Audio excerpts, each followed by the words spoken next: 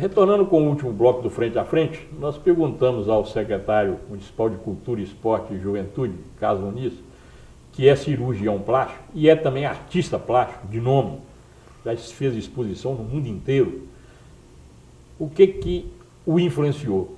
Se ele foi ser cirurgião plástico porque já era artista plástico, tinha vocação, ou o contrário? Como é que foi, cara? Ô, Jorge, isso aí, como é que funcionou isso aí? Isso é bacana, porque é o seguinte, na juventude a gente acabava jogando futebol. Ia para o colégio, eu estudei muitos anos no Colégio São José, lá no colégio tinha as peladinhas e tal, comecei a jogar no time de bonga. Aí depois do time de bonga nós começamos a jogar, fui jogando bola e tal, a coisa foi dando certo, eu fui para o Casimiro, fiquei jogando lá no infantil, e bonga também era técnico do Colégio São José, e lá do Casimiro. E isso eu comecei a pegar lá, quando o de bonga tinha aquele timaço dele, que era o juvenil, você lembra do juvenil de bonga, que era um timão e tal, e eu era infantil. Aí quando eu comecei a chegar no juvenil, o time de bonga já estava parando e tal, aí ficou aquela intermediação, eu fui para o amador. Aí fiquei jogando muito tempo no amador e tal, então nós acabamos... E no amador tem um fato histórico, né? Naquela época, em 1973, nós tiramos o hexacampeonato do Tiradentes. Foi isso ali, foi bacana demais. O Tiradentes está disputando o hexacampeonato, era penta e nós tiramos o hexa dele. Ô Jorge, tem uma coisa bacana e engraçada, as pessoas nem conhecem. O Ateneu tinha um time bacana na época. E ganhava do Casimiro direto do time. Era eu, Jânio e Fernando Coelho. Fernando Coelho era do Ateneu.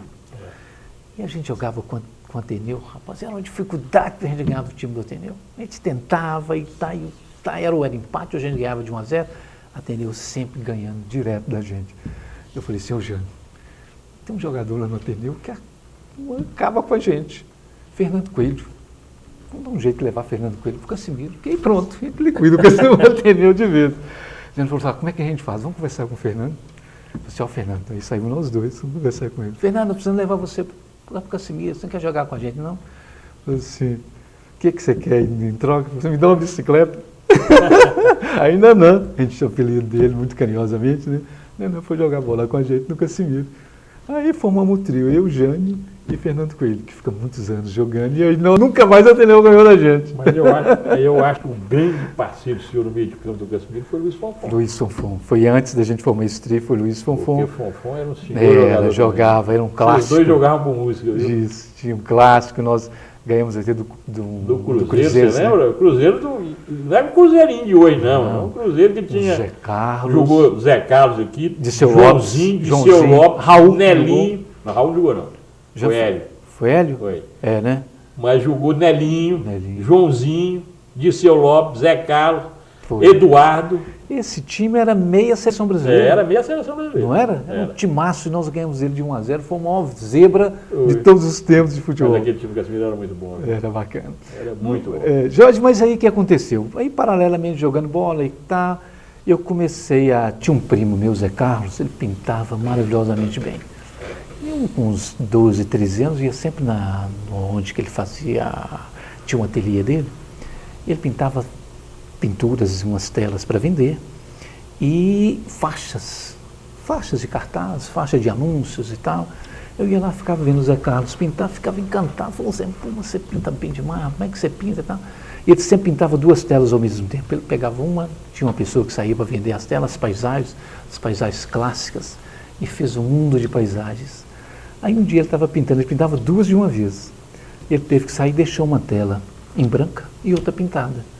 Eu, de tanto ver ele pintar, ele saiu, eu fui lá, peguei o pincel e comecei a desenhar. Quando ele chegou, falou, moço, o que é isso? Eu falei, não, isso aqui eu estou vendo, de tanto ver você pintar, e eu comecei a pintar. Jorge, mas ficou igualzinho o trabalho dele. Ele falou, mas que bacana, eu acho que é por aí. E comecei a ter uma sensibilidade muito grande, espontânea, que eu não sabia. Fazia sempre desde criança, gostava de desenhar, fazia muito desenho, pequenas caricaturazinhas e tal, mas com ele foi assim um chute inicial que começou. Aí comecei a pintar. Você descobriu a vocação? Descobri a vocação, espontaneamente fui fazendo. Aí eu comecei a ser auxiliar dele, fazendo as paisagens. Aí ele deixa fazer uma, ele fazia uma e outra, duas. A gente começava a vender as paisagens. E um grande incentivo que eu tive foi, eu fiz duas paisagens, bem bacaninha, bem clássica e tal. E levei essas paisagens depois de pronta para pôr uma moldura. Quem pegou essas duas telas? E as duas telas minhas, eu deixei lá na molduraria, foram roubadas. Eu falei, nossa, roubaram a minha, ô Zé, roubaram as minhas telas, rapaz. Ele falou, nossa, então o povo gostou da sua tela. Ô Jorge, quem roubou gostou. Gostou, eu falei, nossa, que bacana. A pessoa que pegou essas duas telas não sabe o incentivo que ela me deu. Você vê que coisa fantástica. Eu falei, nossa, agora o pessoal está dando certo. E eu comecei a intensificar, comecei a ler sobre história da arte, técnicas de pintura, e com ele ainda frequentava o ateliê dele direto. Aí o tempo foi passando e eu comecei a achar muito monótona a pintura clássica. Eu estava muito já, aquilo estava muito comum, uma fotografia resolvia os mesmos problemas, chegava, fazia foto, ampliava a fotografia, era igualzinho. Então eu falei, não, eu preciso colocar algum sentimento meu na pintura. Aí eu comecei a pesquisar vários estilos de pintura.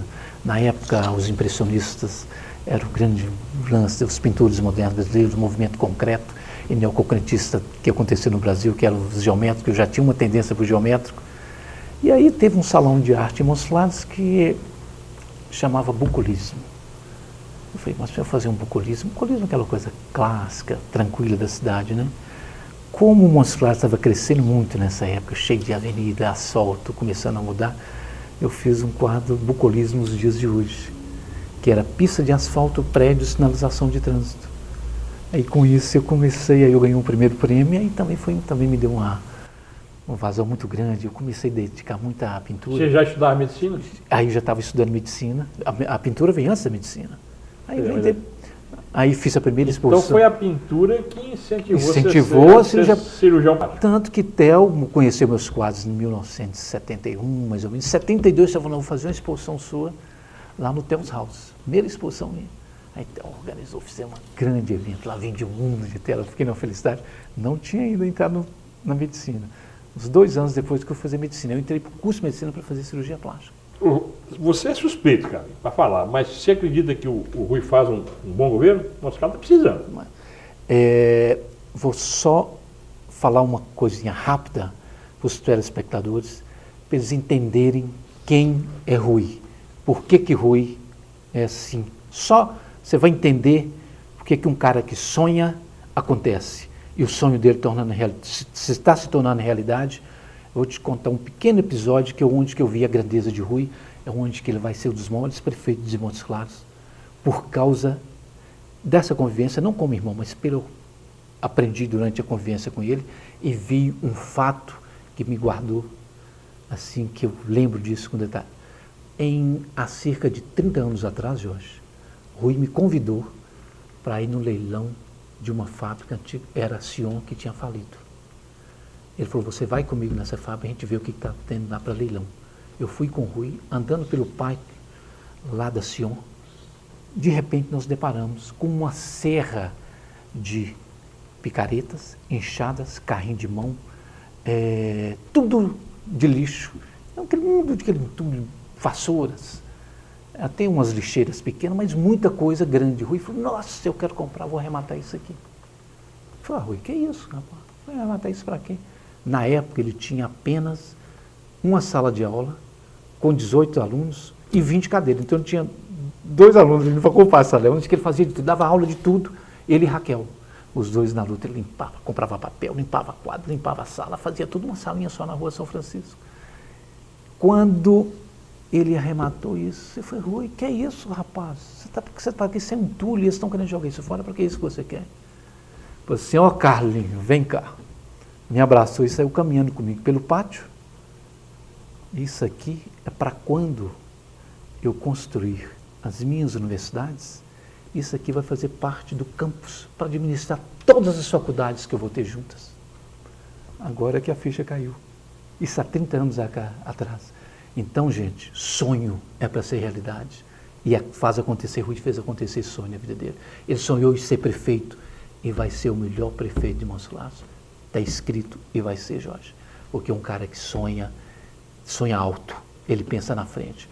Como que a gente podia imaginar um cara com a salinha de aula construir um campus? Isso não existe, não tem cabimento.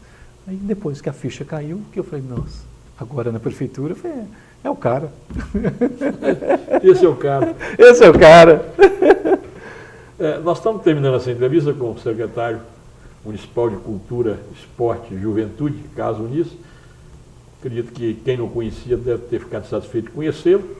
E pelo astral dele, vocês já notaram que ele pode ser um bom secretário.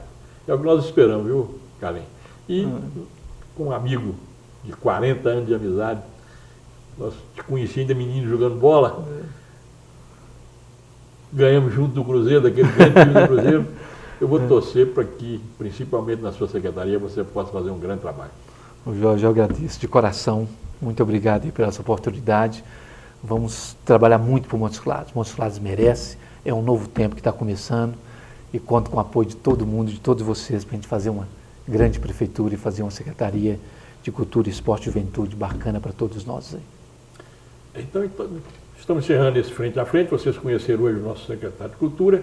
No próximo programa, nos próximos programas, nós vamos trazer outros secretários para que vocês possam fazer uma ideia do que poderá ser o governo do prefeito Rui Muniz. Muito obrigado.